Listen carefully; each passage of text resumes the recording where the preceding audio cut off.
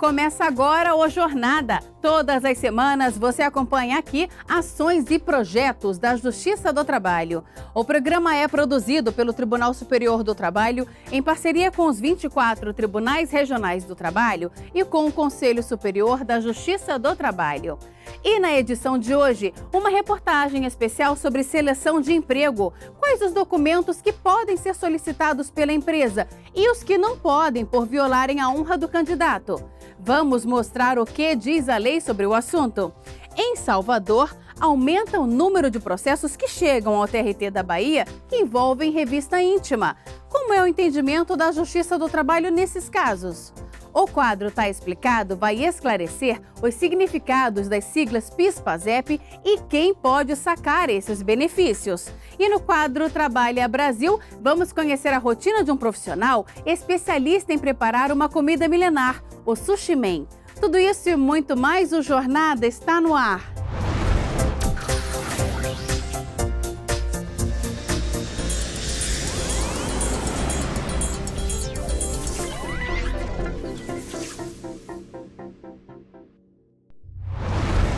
Selecionar um candidato para ocupar uma vaga de emprego não é uma tarefa muito simples. Muitas empresas realizam a seleção em várias etapas e pedem diversos documentos antes de fazer a contratação. Mas até que ponto pode haver exigências nas solicitações de documentação por parte do empregador? Que tipo de requisito pode ser considerado uma violação à honra ou à intimidade do candidato à vaga? Você confere tudo isso na reportagem especial de hoje.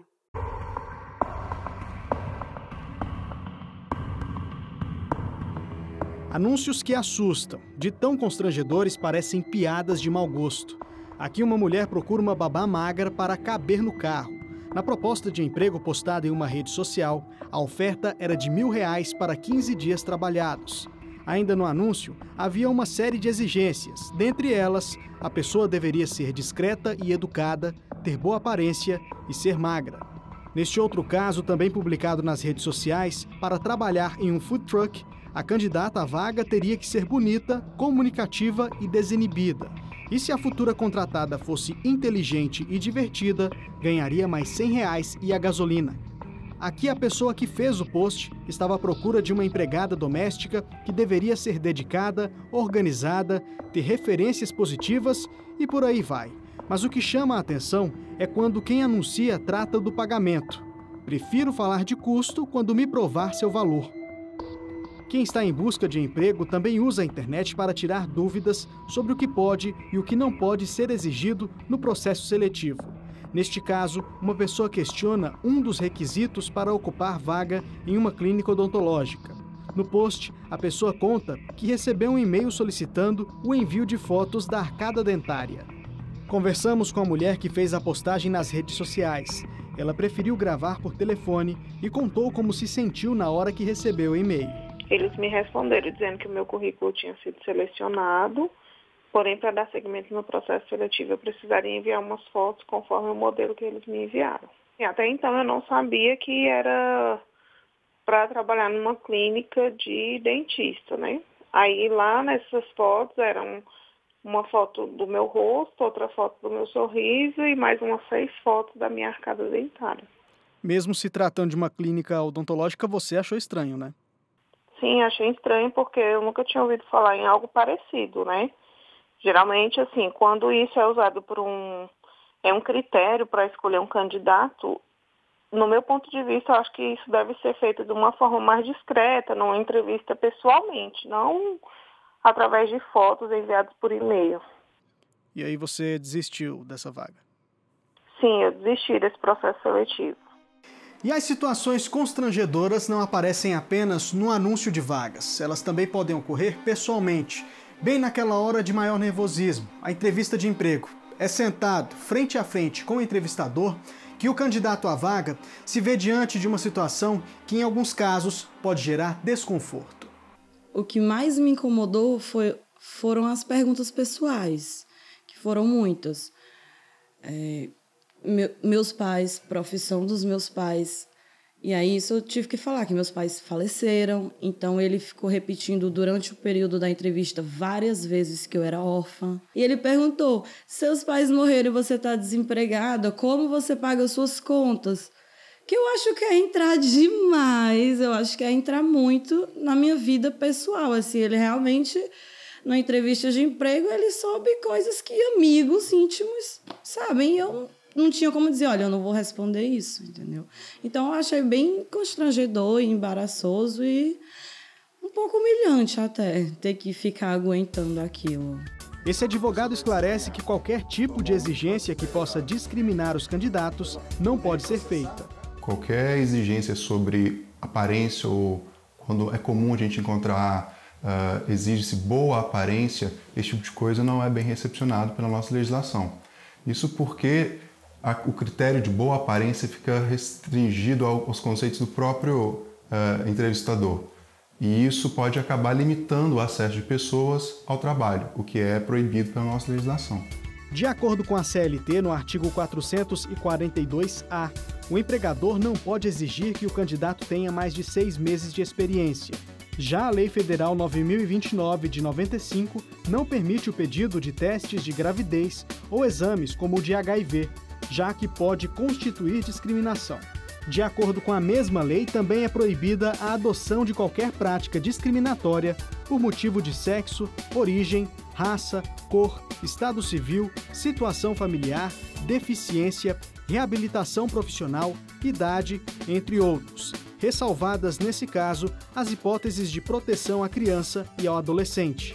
O que deve ser exigido e o que deve ser observado são as peculiaridades e as competências do indivíduo. É o que ele pode trazer para o trabalho. No momento da contratação, as empresas podem solicitar alguns documentos, mas isso nas últimas etapas do processo de seleção. Os documentos mais comuns são RG, CPF, título de eleitor, comprovante de residência, comprovante de escolaridade, certificado de alistamento militar, no caso de candidatos do sexo masculino, atestado de saúde ocupacional, certidão de nascimento, caso o empregado seja solteiro, ou certidão de casamento. E o mais importante, a carteira de trabalho. Na verdade, os documentos que podem ser considerados discriminatórios são aqueles que induzem a compreensão de que haveria por parte do empregador a intenção de não contratar uma determinada categoria de trabalhadores sem que essa sua restrição tenha algum fundamento ético consistente. O ministro ressalta que o candidato que se sentir lesado por exigências abusivas em seleções de emprego pode reivindicar os direitos. O ministro lembra que a Constituição Federal assegura que pode haver reparação e indenização não apenas em casos de dano material, quando o empregado sofre prejuízo por causa da conduta do empregador, mas também quando a empresa causa algum constrangimento para o candidato à vaga. Em um caso ou em outro, o trabalhador pode sempre pedir a indenização e eu acho que mais importante do que isso é a possibilidade de o trabalhador ou quem o representa, seja o sindicato, seja o Ministério Público, por exemplo, percebendo que há uma conduta inadequada do empregador, ingressar em juízo para, independentemente de o dano ter ou não ocorrido, fazer cessar esse tipo de conduta com uma ação inibitória, uma ação que vise a cessação do ilícito. Enfim, o ordenamento jurídico hoje ele está bem aparelhado para que nós não esperemos que o dano aconteça. Nós podemos nós podemos agir preventivamente, impedindo que esse tipo de conduta continue ocorrendo. Mas o ministro esclarece que, em alguns casos, o empregador pode exigir documentos mais específicos, como a certidão de antecedentes criminais, para cargos em que a natureza do trabalho justifique o pedido. É o caso de vagas para empregos que envolvam o cuidado de crianças e idosos, o uso de armas ou o contato direto com grande quantidade de dinheiro, por exemplo. Em abril do ano passado, a Seção 1 de Dissídios Individuais do TST definiu regras sobre a exigência de antecedentes criminais em julgamento de recurso repetitivo. Foram fixadas 3 teses. Não é legítima e caracteriza lesão moral a exigência de certidão de antecedentes criminais de candidato a emprego quando traduzir tratamento discriminatório ou não se justificar em razão de previsão em lei da natureza do ofício. A exigência de certidão de candidatos a emprego é legítima e não caracteriza lesão moral quando amparada em expressa previsão legal ou justificasse em razão da natureza do ofício ou do grau especial de confiança exigido, como os empregados domésticos, por exemplo. A exigência da certidão de antecedentes criminais, quando ausentes alguma dessas justificativas, caracteriza dano moral. O que a jurisprudência fixou foi que somente naqueles casos em que as tarefas que serão cometidas ao trabalhador, que serão exigidas do trabalhador, tiverem alguma correlação com algum delito possível, então, se o trabalhador vai lidar com dados bancários, né, dados supostamente sigilosos, telefônicos, o que quer que seja, de clientes do empregador, em princípio o empregador pode fazer essa exigência, a exemplo também do que pode acontecer com o empregador doméstico em relação ao empregado que vai cuidar de sua residência, de filhos, de pessoas idosas. Chegou a hora de fazer um giro pelo Brasil para sabermos o que foi destaque na Justiça do Trabalho. Um montador de móveis de 29 anos ficou incapacitado parcial e permanentemente para as atividades que desenvolvia nas Casas Bahia, bem como para funções que exijam sobrecarga de esforço depois de adquirir uma doença ocupacional. A incapacidade foi constatada pelo INSS e a empresa foi condenada pela segunda turma do TRT do Mato Grosso do Sul, que manteve a decisão da 5ª Vara do Trabalho de Campo Grande. O tribunal reconheceu a responsabilidade da empresa pela doença do empregado e determinou o pagamento de R$30 mil por danos morais e de quase R$200 mil por danos materiais. Cabe recurso da decisão. A Rio Grande Energia, empresa concessionária responsável pelo fornecimento de energia elétrica em mais de 200 cidades na região norte e nordeste do Rio Grande do Sul, deve deixar de contratar trabalhadores intermediários para a realização da atividade principal, sob pena de pagar R$50 mil de multa a cada empregado contratado nessas condições. A decisão é do TRT do Rio Grande do Sul. Os empregados das empresas contratadas pela concessionária realizavam as mesmas atividades que os trabalhadores com vínculo direto com a empresa, o que caracteriza intermediação ilegal de mão de obra. A Rio Grande Energia tem o prazo de 180 dias para adequar-se à determinação judicial após o trânsito em julgado do processo. O TRT de Alagoas condenou por unanimidade o Instituto do Meio Ambiente do Estado de Alagoas a pagar indenização de R$30 mil por danos morais coletivos pelo descumprimento de várias normas de saúde, higiene e segurança no âmbito do trabalho. Ao manter a decisão de primeiro grau, o tribunal salientou que os elementos constantes nos autos comprovaram que os empregados estavam trabalhando em um ambiente precário e arriscado. Na ação civil pública movida contra o Instituto, o Ministério Público do Trabalho destacou que as irregularidades estavam relacionadas à falta de constituição da Comissão Interna de Prevenção de Acidentes, ausência dos programas de controle médico de saúde ocupacional, de prevenção de riscos ambientais e de proteção contra incêndios. No próximo bloco, em Salvador, aumenta o número de processos que chegam ao TRT da Bahia que envolvem revista íntima. Como é o entendimento da Justiça do Trabalho nesses casos? E ainda hoje, no quadro Tá Explicado, você vai saber o significado das siglas PIS/PASEP e quem pode sacar esses benefícios. Nós voltamos em instantes.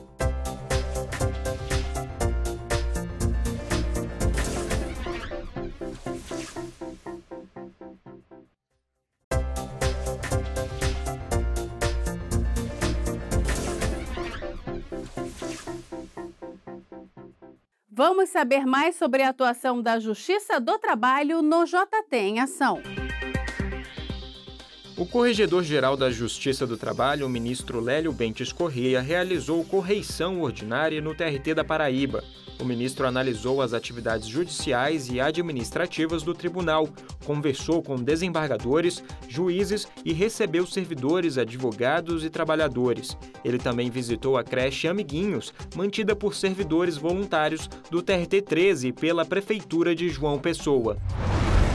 O TRT da 8ª Região, que abrange o Pará e o Amapá, assinou um acordo de cooperação técnica com a Associação Nacional dos Magistrados da Justiça do Trabalho da 8ª Região, a Secretaria de Justiça e Direitos Humanos do Pará e a Secretaria de Educação do Pará. Por meio do acordo, serão realizadas ações junto às escolas públicas e estudantes no sentido de ampliar a informação e a consciência sobre temas importantes e relevantes para o Estado, como o trabalho escravo e o tráfico de pessoas. O Pará é uma das unidades federadas com importante incidência desses crimes. O projeto Fluxo Nacional Otimizado de Procedimentos em Primeira Instância realizou a 3ª reunião de trabalho no TRT de Campinas, com o objetivo de ratificar o conteúdo produzido desde o início dos encontros, que vai ser incluído na plataforma eletrônica Wiki, adotada para a gestão do conhecimento institucional nas atividades de secretaria na primeira instância, incluindo informações sobre o processo de trabalho, processo judicial eletrônico e sistema e-gestão. Por meio da ferramenta Wiki, é possível fazer a inserção de conteúdos diretamente pelo usuário para que eles coloquem em prática as informações de rotina sobre o processo judicial, no âmbito das secretarias das varas do trabalho de todo o Brasil, com o objetivo de aprimorar a celeridade processual. O número de processos recebidos no TRT da Bahia e que envolvem o tema revista íntima subiu de 416 em 2016 para 578 processos no ano seguinte. Para a Justiça do Trabalho, o entendimento que predomina é o de que a revista íntima pode violar a intimidade do empregado. Veja só. Anderson trabalhou mais de 2 anos nas lojas americanas. Durante o período, tinha os pertences revistados. E era no meio da loja, em frente à loja, no balcão de tecnologia, que a gente tinha que mostrar nossos pertences, abrir a bolsa para eles olharem. Então, isso era um constrangimento para a gente, todo mundo ficava olhando. Eu, como segurança, ao término do meu serviço, eu tinha que abrir minha bolsa para mostrar outro segurança, assim como eu, como outros funcionários. Após sair da empresa, ainda constrangido com a situação, o trabalhador buscou seus direitos na justiça, entre eles a indenização por dano moral. Na ação, a empresa sustenta que esse é um procedimento de proteção ao patrimônio e que, à saída da loja, aleatoriamente, os vigilantes esperam que os empregados façam uma vista rápida de seus pertences, entre eles bolsas ou sacolas, e que isso não ocorre sempre. Contudo, não se pode imputar ao empregado a responsabilidade dessa questão, né? A tecnologia oferece uma série de novidades, uma série de utensílios que permitem realizar essa revista sem que haja a violação da intimidade do trabalhador. Em primeiro grau, o pedido foi indeferido, mas a 5ª turma do TRT baiano reformou a sentença e condenou a empresa a pagar indenização no valor de R$10 mil. O entendimento que vem prevalecendo aqui no tribunal é no sentido de que a revista íntima, seja realizada sobre a pessoa do empregado, seja realizada sobre bens do empregado, é uma revista ilícita, é uma revista que viola a intimidade do empregado e que, por sua vez, gera em favor do empregado direito a uma indenização por dano moral. E atualmente ainda tem algumas empresas que fazem revista íntima e essas empresas vêm sendo sancionadas com condenações e indenização por danos morais, que visa ressarcir o empregado da situação de constrangimento que ele viveu no ambiente de trabalho e também, vamos dizer, corrigir o empregador, no sentido de ele não continuar com esse tipo de procedimento. O número de processos recebidos no TRT da Bahia e que envolvem o tema Revista Íntima de Pertences subiu de 416 em 2016 para 578 no ano passado. Para Anderson, a decisão serve como exemplo. Para ensinar a eles que esse tipo de constrangimento não venha acontecer com os outros colegas, que eu me senti muito mal no período que eu trabalhei na empresa e tomara que mude essa forma de abordar o funcionário. No próximo bloco, quadro Tá Explicado esclarece os significados das siglas PIS-PASEP e quem pode sacar esses benefícios. E no Trabalha Brasil, a rotina de um profissional especialista em preparar uma comida milenar, o Sushi Man. Nós voltamos daqui a pouco.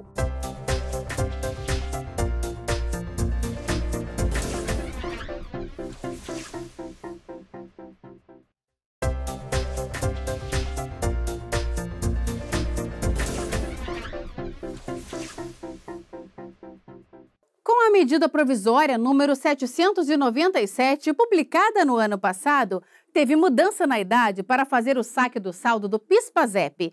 Mas você sabe o que significam essas siglas? É o que vamos descobrir agora no quadro Tá Explicado. É possível que você já tenha ouvido falar nas siglas PIS e PASEP. Mas você sabe o que significa cada uma? Ambas foram criadas em 1970. A primeira significa Programa de Integração Social e busca a aproximação do empregado do setor privado com o desenvolvimento da empresa.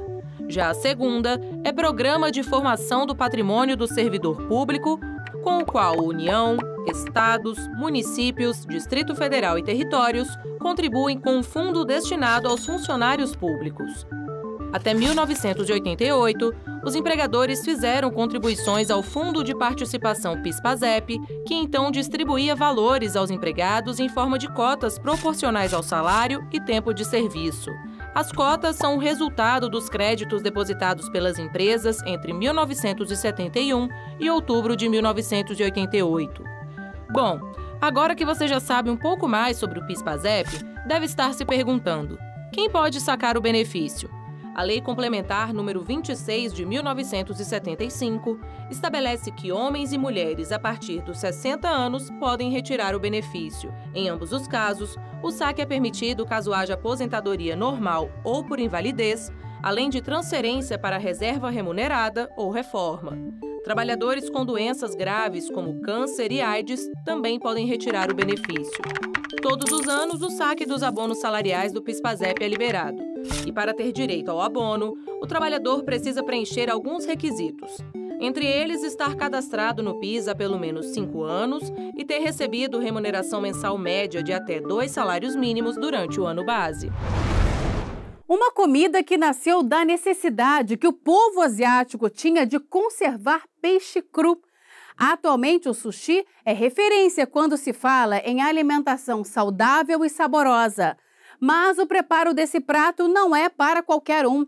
No quadro Trabalha Brasil de hoje, vamos conhecer as habilidades de um sushi man. Confira. Sushi, sashimi, pratos típicos da culinária japonesa. Especialidades do chefe Thiago. A profissão dele, Sushi Man. Tema de hoje do Trabalha Brasil. As mãos habilidosas reproduzem uma culinária milenar. A que eu estou fazendo aqui, finalizando agora, é a bandeja de nigirizushi de salmão. É uma das bandejas que mais saem. Por ser um peixe muito nobre, né? E o mais comido aqui em Brasília, né? O mais degustado é o salmão. A habilidade e técnica. Cada detalhe é extremamente importante na produção de um sushi, a começar pela qualidade dos produtos. A gente usa os peixes bem frescos, o que vai dar o sabor, a essência mesmo do sushi é o arroz. O grão estar solto, né, e brilhoso, né? O arroz tem que estar, ele não pode ser totalmente cozido, ele tem que estar al dente e ser servido na temperatura ambiente, temperatura corporal de 35 a 37 graus. Outro instrumento fundamental é a faca, que precisa estar sempre bem afiada. Você tem que cuidá-la como se fosse um filho. Isso aqui você vai carregar pro resto da sua vida. Como em todo bom restaurante, a decoração aqui também conta, e muito. Decoração simples, mas que chama bastante atenção, né, do cliente. Nessa profissão a gente come com os olhos, né? Antes de saber saborear. Mas até o sushi chegar assim, prontinho à mesa do cliente, é preciso trabalhar duro. A rotina de um sushi man começa cedo, ainda nas primeiras horas da manhã. É cedo que a gente recebe os nossos pescados, aí eu tô aqui cedo para poder ver a qualidade, ver o jeito que está chegando o peixe, né? Se não chega no frescor que eu coloquei aqui o padrão na empresa, Eu devolvo e espero chegar ao próximo. A produção é grande. São, em média, 10 mil sushis e sashimis por dia. E pensar que o Tiago descobriu a profissão quase que por acaso.